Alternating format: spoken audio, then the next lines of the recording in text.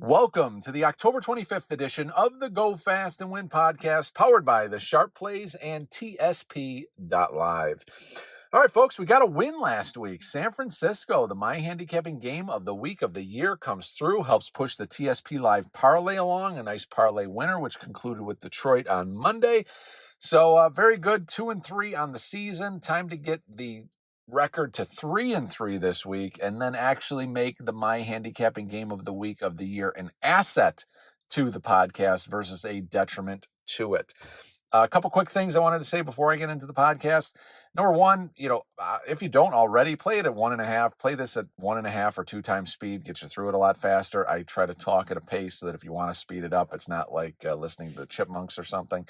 So hopefully that works for you. Also, I do tend to break these up in sort of like chapters. I'll do this introduction here, then I'll pause it, save that file, then I'll move on to the next one. It makes it easier for me to edit the segments, because really when it comes to editing is being a little generous, I would say. If I do a shitty segment, I can just delete it and redo the segment versus having to redo the whole podcast. And I know there's advanced software out there and things I can use. I have no interest in really learning that stuff yet, at least. Possibly in the future. I never write anything off, but for now, my goal is just to talk and get a lot of information in your hands and out to you versus having you sit there and read. I know I could put, 25 pages of content into a podcast, and exponentially more people will listen to it and absorb it than would ever read 25 pages of anything I typed. So the goal of the podcast isn't to be, some sort of fancy thing. It's really just to get a lot of information in your hands and hear it out of a voice. Gives a little more emotion to it, and tone doesn't come across in typing. So that's the goal of the podcast. And with that said, I'm going to cover this week the experiment that I talked about last week, and also get into a little more strategy of hot and cold runs, and a lot about betting expectations. A lot of people have issues with betting expectations, and it throws a big wrench into their gambling careers or their desire to win money. So we'll get into that. And of course, we'll have another My Handicapping Game of the Week of the Year ahead. So thank you for listening, checking it out this week, and let's dive into things. All right. So before I get to the main topic for this week, I want to touch on something that I discussed last week, and that was the streak breaker. And, a lot of people look back on this past week and go, well, we didn't, print money all week. No, the goal of the streak breaker isn't, obviously it's to get you back on track. And yes, a monster week would be a great way to do that. But the goal of the streak breaker is more about the mental game, just like I talked about last week. The goal is to clear your head and to get you into a good frame of mind.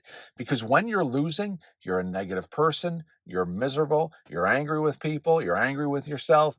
It's just a bad environment, and it kind of just feeds on itself, almost like a cancer, where it just gets worse and worse and exponentially grows faster and faster, this negativity around you. So you have to do something that's going to break that negativity. What is that? It can vary person to person. For me, last week, Monday, I was out of town. I was out of the country. It allowed me to change my perspective on things. It got me out of the bunker and put me out in the world. It got me to do something I enjoy. It got me to clear my head. It got me to do a reset, and it changed my daily routine. All these things help to put me into a better frame of mind. And yes, I would attribute that better frame of mind for the success of the portfolio over this past week. Now, did the portfolio gain 27 units? No. But in a week where the public absolutely killed it, okay, if you go and you look, and you don't have to trust me on this, if you look at whatever is, you can search this on Twitter, BetMGM, they had all 5 of their top plays that people were betting on. So the number of tickets is really the way they measure that. The top 5 bets from a ticket standpoint, those games went 5-0, all chalks at BetMGM. You go over to DraftKings, they reported 2 different things. First of all, it's on the same topic, of course. First of all, favorites 9-1 straight up this past week. That's huge for the public. Public only loves favorites. 9-1 favorites this past week. And 4-1. So the top ticket games, the top 5 ticket games at DraftKings went 4-1 against the spread. So BetMGM reported 5-0 for their top ticket games. And DraftKings 4-1 for their top ticket games. Very big week for the public. Tough week for sharps, as again, they underperformed, as the losing TSP Live Radar would show. But despite all that, the TSP portfolio had a winning week. And given I can't direct what sharps do, I'm just reporting on it as well. That's what the TSP Live Radar is there for.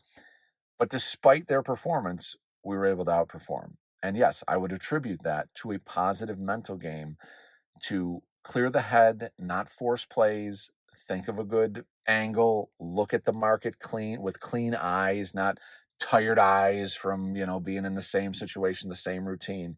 And it worked. We cashed a nice parlay. It was a winning week. We move on. What would be the best streak breaker for you? It could be any number of things. It should be something that takes you away for at least a couple hours. If you can do a day, 2 days, a week, the longer the better. I mean, you don't have to go away for 6 months into a Tibetan monastery and relax up there. It doesn't have to be that intense. It doesn't have to be going out of the country for a week or whatever. That's a benefit of being a professional gambler is a lot of them do travel. They do take trips regularly to clear their head, get their game back. Because when you're betting every single day, shit just starts spinning in your eyes. You just see numbers, teams, everything. It just becomes a cluster. And you need to get out and look at other things and do other things. When you're home, when you're in your office, you're just looking in that same environment every day. You need to break out of it. You need to go somewhere. It doesn't have to be somewhere new if you're a traveler. It can be somewhere old that you enjoy. You just get there, you start walking around, you go to a nice restaurant. All these different things are changing your routine. And again, now you start to look at things in a different way. For some people, yeah, they'll go to their cabin over the weekend. They'll go fishing. They'll go hunting. They'll see a friend. Whatever it might be, but it should be something that you enjoy. It should be something that takes at least a couple hours, if not a day, 2 days or more. And it should be something that allows you to still stay in contact with the betting market so you can kind of peek in, get a feel, gauge the temperature, and then get ready to get back in the game and attack. You will be shocked what a difference it makes in your game just having something that works for you. Again, it has to work for you, though. What works for somebody else will not necessarily work for you. You might enjoy, you go and visit with grandma for 4 or 5 hours and you have some of her pasta, and that's it. You're back in the game and ready to go. You had time at her house, it changed your routine, it changed your environment, and away you go. It's amazing what the little things that make a big difference for your mental game. So I apologize, went a little longer than I wanted to, but hopefully that helps. And let's get into the main topic for this week. For the main topic this week, what I want to get into is betting reality and betting expectations. So many people have these completely distorted views of professional betting. You are sold forever from your first day when you decide to be a sports bettor and you place that first bet. There's always people out there selling you on plays and selling you on games and selling you on bullshit and things that don't exist that are out there. For example, you'll get the touts that are, I'm hitting 60% over the last 8 years. I'm sorry if you can't hear me right now. It's the engine in my private jet. I'm on my way to Vegas. You see these 8 duffel bags full of cash. It's all this bullshit, but people buy into it because that's cool. Who doesn't like women, private jets, sports cars, flying to Vegas whenever you want? It's wonderful. It's exciting. It sounds great. It sucks in those novice gamblers who are starting out with their $200 bankrolls. And there is nothing wrong with starting out with a $200 bankroll. That's what I started with. I was a $5 per unit bettor when I began. So this is not to put down the new gambler. It's just to illustrate that when someone is betting that level and sees some guy with the sports car, the private jet, and all the show, that it's very attractive to them and they want to buy into that dream. Oh, great. I get to be a sports bettor. It's easy. I'll be flying around. I really don't work that hard. It's going to be an awesome life. And that is not anywhere near the reality of a professional gambler. Yes, can private jets be involved? Absolutely. Sports cars? Sure. You got to enjoy the money that you're winning. A beautiful house? Why not? Women? Of course.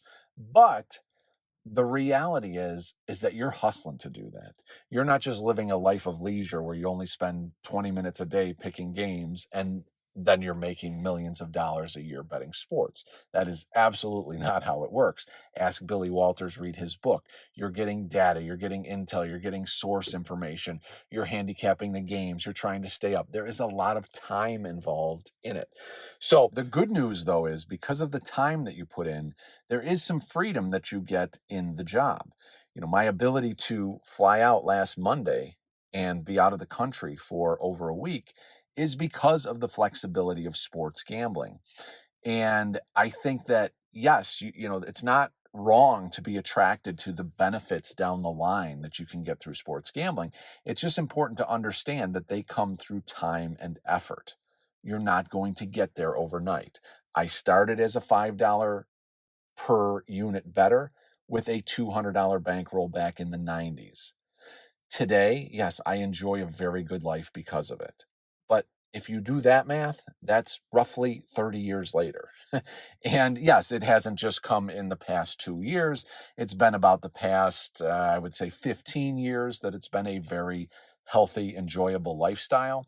But you have to still work for it. It's still 15 years to get to that point of being able to enjoy it. But you put in your time, you pay the dues, you get an understanding of how professional gambling works. You can get there too. I say it all the time because it is true. I am nobody special. If I could do it, you absolutely can do it. But you have to commit to the fact that you're not going to start this year with a $200 bankroll and next year be flying in your private jet. It takes time to build up what your dream, whatever that is. It takes time to get there. And that requires you to accept betting reality. This is where the reality versus expectation issue comes in for a lot of gamblers. They expect that professional gambling means you win 3 weeks, you lose one, but you only lose a little bit of money in that one, and then you win another 3 weeks and life is great again. And what I'm leading into is a message that I got from a TSP subscriber. Now, I do not consider this person an idiot. I may disagree with his position or his approach, but I'm understanding of the point that he's not coming at it from being a douche. He's coming at it from simply not having the experience in professional gambling or in gambling to realize how the game is played. And so basically his message, and I'll kind of paraphrase a lot of it, but starts out: I understand we don't win every week or every month, but after looking at my account, October has been a rough month. Correct? I only bet TSP Portfolio, Hermes, and TSP Insiders, and I had given back a lot of gains from September. Now, the stats that I'm looking at, basically from the end of August through to October 1st, the TSP portfolio picked up 11.01%. Hermes AI picked up 14.42%, and TSP Insiders went 7 and 3 for plus 3.7%. When you add all that up, it's plus 29.13%. And what that means is if you follow the strategy that I do, which is following both the portfolio, not both, but all three of the items of you follow the TSP portfolio for the risk listed. You follow Hermes AI for the risk that's detailed on the Hermes AI page, which is tsp.live/Hermes. There's a scale based on score and what you have as your base wager. For example, a 30 to 39 score for Hermes is a 1% wager. A 40 to 49 score for Hermes is a 1.25% base wager. And what a base wager means is if you're getting a plus money line, so even if it's a spread, but it's plus 100, or mostly known as even money for most professionals, you're risking 1.25% to win 1.25%. If it's a standard point spread where it's -3 -110, then you're risking 1.375% to win 1.25%. So 1.25% is your base wager, and that's how that works. And then, of course, you're wagering on TSP Insiders at a 1% base wager for all those. So if you did that, which is the strategy I've outlined for myself, but I do say it is not for everyone, you have to make sure you're okay with that level of risk, you would have had bankroll growth of 29.13% from August 28th through to October 1st. That is an incredible gain. Okay, if you have a $100,000 bankroll, meaning you're betting $1,000 a unit, you picked up almost 30 grand in September. There's going to be regression. You're not just going to pick up 30 grand in September and October. You're going to pick up 5, and then November you're going to pick up 20 again. And there's going to be regression. And sometimes that regression is 100% or more of what you gained recently in a run. It would not be out of the statistical realm if October we lost 30 units. Now, I don't want to say that. I don't want to put that in the universe, but that can happen. And it wouldn't mean that there's some sort of dysfunction with the Sharp Plays content. Yes, it would be annoying. It would be frustrating. But people tend to go, oh my God, well, if I win it, I should never give it back. It's going to happen. You're going to have drawdowns. The TSP portfolio last year was the core content of TSP Live. This year we have Insiders, we have Hermes AI, but last year was the portfolio. The portfolio was up 94%. That means your bankroll grew by 94%. It almost doubled from January of 2024 to middle of November of 2024. Not even a full year, you almost doubled your bankroll just following TSP portfolio. And then it went on a cold streak. And that cold streak saw so many people melt down and tantrum and go crazy that it was incredible. And all it did was take back 19%. You go, oh my God, 19%, that's crazy. That's gambling. It's not crazy. We could have lost 50% in December, and it still would have been a very strong year. Why? Because 94%, and you give back 50 units or 50%, not 50% of that, but 50 percentage points, you're now down to a 44% gain. So your bankroll grew 44% in that year, even though you lost 50% or 50 units, probably better described that way. I know this percentage stuff is going to throw some people off. So you lost 50 units in December. That would still be a very good year. And you go, okay, yeah, I don't like a drawdown, but you know those units are going to come back at some point, and that's the key. That is what I talked about last week, where I said I could be at a dinner and I could lose a 6-figure wager, and you will never know. My demeanor won't change. And the reason is because the perspective that I have. Because I know that while it sucks that I lost that 6-figure wager, and I may lose another 6-figure wager and even another one after that before I finally get running again, but I know that regardless of what I lose, regardless of how it goes, that eventually I will get that money back. So there's no reason to be sad. There's no reason to panic. There's no reason to fall in the abyss. There's no reason to go crazy. Oh my God, I just lost this bet. Okay. It's temporarily, that money is just temporarily out of my control, but it's coming back. It will definitely be back. And just like last year, where the TSP portfolio was up 94% into mid-November, and then we gave back 19% or 19 units into the end of the year, and gave back more units in January and February of 2025. But guess what? We've got all that back. We got the losses from last December back. We got all the losses from January and February back, and we have a profitable year for TSP portfolio. Oh yeah, and because of the expansion to Hermes AI, we have another 53% bankroll growth just because of that as well. So see what I mean? The losses came back. Yes, it sucks to lose in that moment. But the only way that gets to you, the only way it becomes emotional, is if you believe you're never getting it back. If you believe that, oh my God, I lost it, I want it back, and it's never going to come, that's where you lose it, because you think it's never going to come back to you. It always does. So yes, we made 29%, 29 units, 29% bankroll growth in September. In October, we've given back about 11% of that. Or, I should say 11 units. The percentage thing is going to get wacky here because people are going to think 11% of 29% and all that. So I'll just use units to make it easy. So we won 29 units, 29.13 units in September. We gave back 11.74 units in October. We're still up 18 units on the season. And you know what's going to happen? At some point, those 11 units that we have given back in October are going to come back to us again as well. So why are we panicking? Why are we shitting our pants? Why are we worried that October's awful and life is awful and everything else? It's going to come back. But when you look at your performance over the course of a year in gambling, it's a wild ride. And as I told this person, this can be a sample year in your sports betting, and this would be a highly successful year. Because an SMU study, I love to reference this study. Last year, SMU did a study of 700,000 gamblers at domestic sports books. 700,000. 96% of them lost money. 96%. So if you win just one unit on the year, you're in the top 1%, top 4% of gamblers. If you win just one unit a year, anything more than that, now you're getting into the gravy. So if your year went like this, and this is month by month, these are month by month results. It's just made up numbers, but I want to just illustrate a picture. Plus 15 units, minus 8 units, minus 13 units, plus 8 units, plus 12 units, minus 10 units, plus 13 units, minus 6 units, plus 8 units, plus 9 units, minus 4 units, plus 11 units. That year, month by month, as I just described it, would see 35% bankroll growth. 35%. If winning just 1% or one unit puts you in the top 4%, what does winning 35% or 35 units in a year put you?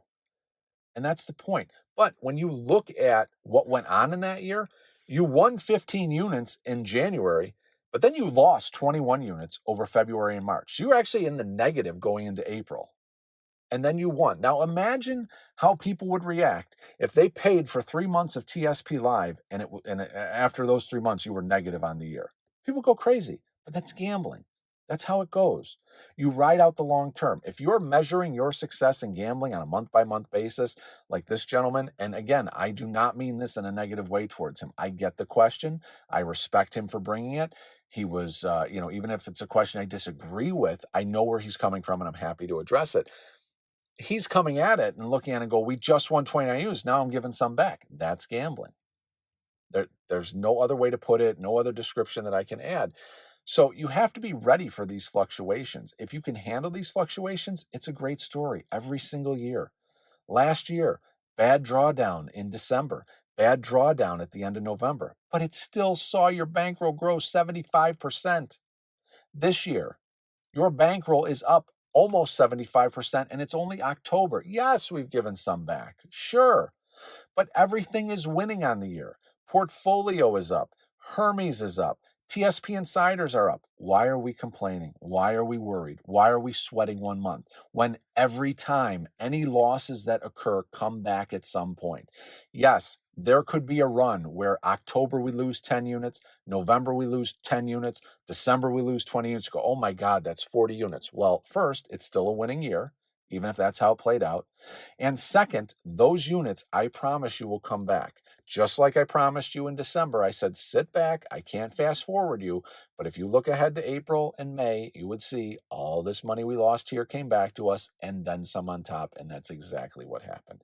So go into gambling with good expectations. And the best way to keep yourself in the right frame of mind when it comes to losing is simply trusting the system, trusting the process, and believe that even though you lost today, you will get that money back sometime. Not tomorrow necessarily, not next week, maybe not even next month or the month after that. But over time, that money is coming back to you if you have a winning system, if you have a proven method, and the Sharp Plays has had 15 years of profits year after year. So just trust the process and don't panic and don't assess your gambling on a month-by-month basis. You will only drive yourself crazy. Because if you went through this year that I spit out as a sample year, by April, you would be off of TSP Live. You'd be pissed off at me. You'd be going crazy over the content. You'd complain that everybody on the Sharp Plays team are idiots. And yet, if you just wrote out the whole year, you would have been in the top 2-3% of gamblers for that year with your 35% gain. And I will note before I close this section that the worst year the Sharp Places ever had was a 60% or 60 unit gain. So what are we complaining about? Take the losses. Trust that the wins will come back at some time. Don't put a time limit on, oh, we lost this week. By next week, I better have the money back. By next month, I better have the money back. Just trust it's coming. It always has. It always does. But it requires patience and betting reality to be a success in this business. How about we try to get some of that 11% that we're down in October after that juicy 29% profit in November? Let's get some of that 11% back this week with the My Handicapping Game of the week of the year. Now 2-3 on the season. Let's bring it back to 500. How are we going to do it? Oh, you're going to love it. We're going to go with Cleveland plus the 7.5. Well, excuse me, plus 7, which I will buy to 7.5. I should say that. Over New England. Why do I like the game? This past week, Sharps were on Tennessee. And to me, they were on Tennessee not because Tennessee is a good team, because they are not. They were on Tennessee because they felt New England was overvalued. And if New England was overvalued last week and then kicked the shit out of Tennessee and got an easy cover for the public, they're going to be even more overvalued this week. There is absolutely no way that the book is going to make New England a value, and probably not even going to make New England a neutral value, because they know the public is going to be all over them. So you want to make New England a negative value, knowing the public is still going to bet New England, and potentially drawing in some sharp money on Cleveland to offset the market and minimize your leverage in case the Patriots continue to be a covering machine. I don't think they will continue to be a covering machine. While I think it is a good turnaround, I think they have a quality team. I also think we're getting a little ahead of ourselves. Cleveland, yes, they have a ton of issues, but I do like their defense. I do think they can play and stay competitive here. So I'm going to go with Cleveland plus the 7, which I will buy up to 7.5 as the My Handicapping Game of the Week of the year over New England. Let's get back to 3-3, 500 on the season, and then we'll build a run off of that. Now, I know a lot of people ask me, what do you think about Ole Miss, Oklahoma this week? It was a heartbreaker this past week. I was, again, overseas watching on my laptop as Ole Miss played better than I actually expected of them. They were competitive, got the lead, looked great. I thought they were going to win. And then they got stopped on a couple series, and they could not stop Georgia. And so when you're both scoring every single time you have the ball, you got to stop your opponent at least once if you're going to beat them. And Ole Miss just could not do it. Georgia ends up with the win, and now Ole Miss finds themselves in a position where they're kind of in a must-win situation. If they lose here, they could drop out of the top 12, and then that puts them in the spot of trying to get back into the top 12, but they have no real marquee opponents coming up. They play Florida, but Florida's a disaster. They play South Carolina. South Carolina isn't anything special. Mississippi State for the Egg Bowl is probably their most competitive game ahead, but you have to win this Oklahoma game if you want to stay relevant in the college football playoff. Ole Miss is getting 5.5. Yes, that's great. If if I like them to win, the 5.5 is even better. One concern is that Lane Kiffin gave them some good bulletin board material. And he said that Oklahoma tapes records the other team's signals and then uses that against him. And he was talking about how during I believe it was the Auburn game, that Oklahoma's safeties were coming down and corners were coming down and jumping different routes and things like that. And the only way they would know what was going on is if they were getting Auburn's signals.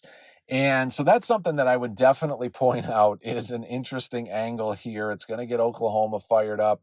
The last thing you want is, to get some team pissed off when you absolutely need a win and you're in their stadium. So it's going to be a rough environment for Ole Miss. I honestly don't know what I would take here. Yes, of course, my heart says Ole Miss money line, Ole Miss plus the points. They got to get this win if they want to stay relevant in the college football playoff, because their schedule is sketchy moving forward, except for the Mississippi State game, which is the Egg Bowl after Thanksgiving. They're going to pull it all out. I don't know if they can do it. I hope I get some more information later this week. If I do, I will absolutely put it on Twitter, Telegram, so you can take a look, and I'll let you know the best I can get on the game. Perhaps it'll be something on the total. I don't know, again, what I would do there. College football totals are always a crapshoot to me.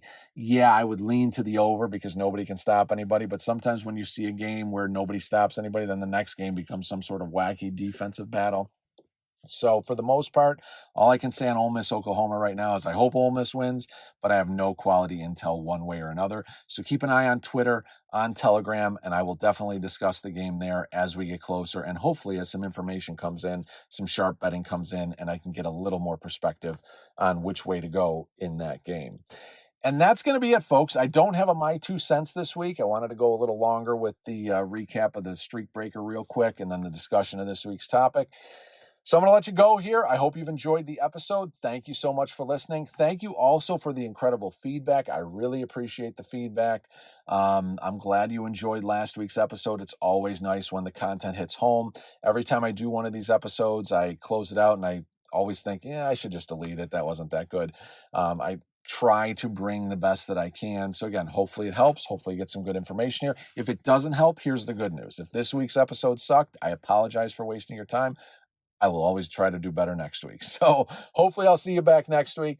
Good luck, cash some tickets, go Rebels, and let's bring Cleveland back home for a winner. Get to 3-3 on the season for the My Handicapping Game of the Week of the Year. Let's do it.